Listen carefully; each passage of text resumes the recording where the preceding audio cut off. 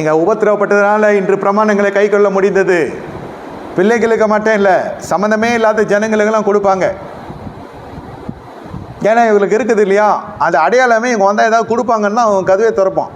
நீங்கள் கொடுக்காம இருந்து பாருங்கள், இந்த சத்தியத்தின்படி அல்ல அவனே பிரிஞ்சு போயிடுவான். நீ பிரிஞ்சு வரணும்னு அவசியம் இல்லை. கொடுக்கறத நிறுத்திட்டீங்கன்னா இதில் ஹவுஸ் விசிட்டிங்கில் நிறைய தேவையில்லாத ஊழியக்காரங்களாம் வீட்டுக்குள்ளே வருவாங்க.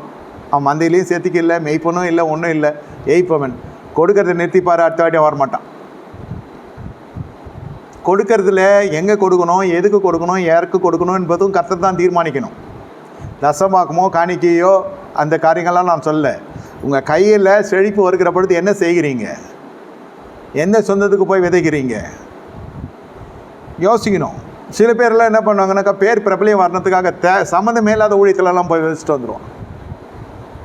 பேர் பிரசாமம் பண்ணோம், பேர் தெரியணும் எல்லாருக்கும். இங்கே பிரியமான தேவனுடைய ஜனமே, இந்த இடத்துல ஆபிரகாம் செஞ்ச தவறு என்ன, கடைசியில் அந்த குடும்பம் நாசமாக போனது தான் மிச்சம். இந்த பணம் வாங்குகிற வரைக்கும் கூட இருந்தான். அந்த பணம் வந்ததும் அவங்களால ஒருமித்து வாசம் செய்ய முடியல. ஏன்? அது யாருக்கு வந்து சேரணும்? சாரால் நிமித்தம் அந்த ஆசீர்வாதம் வருது. அதை கொடுக்க சொன்னாரா கர்த்தர்? இவனை கொண்டு வர சொன்னாரா? இதெல்லாம் மாம்சத்தின் செய்கை. இது கர்த்தர் தரிசனமாகிறார், கர்த்தர் பேசுகிறார். இவன் இந்த மகாபாவி எப்போ இவனை விட்டு போனானோ அதுக்கப்புறம் தான் கர்த்தர் மகிமைப்பட ஆரம்பித்தார். அவன் தெரிந்து கொள்ளுங்க, சில உறவுகள்லாம் உங்களோடு கூட பயணப்பட்டு கொண்டு தான் இருக்கும். மரண பரிந்தும் பயணப்படும், உன்னை நாசமாக்குவதற்காகவே.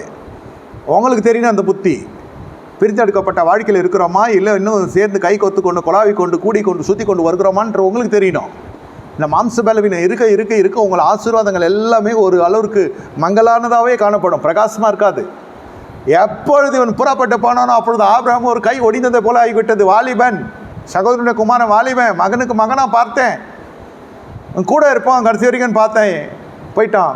பரவாயில்ல, நான் உனக்கு கேடகமாக இருக்கிறேன், எம்மாட்டும் நடந்து முடியுமா, நடந்து தெரிய அம்மாட்டுமா, நீ நடக்கிற இடம்லாம் அவனுக்கு நான் தரேன்னு ஆண்டவர் சொல்கிறார். ஏன் நடக்க முடியலன்னு இல்லை, மனம் உடைஞ்சிடுச்சு, எழும்ப முடியாத நேரத்தில் நடக்க சொல்லுகிறார் கர்த்தர்.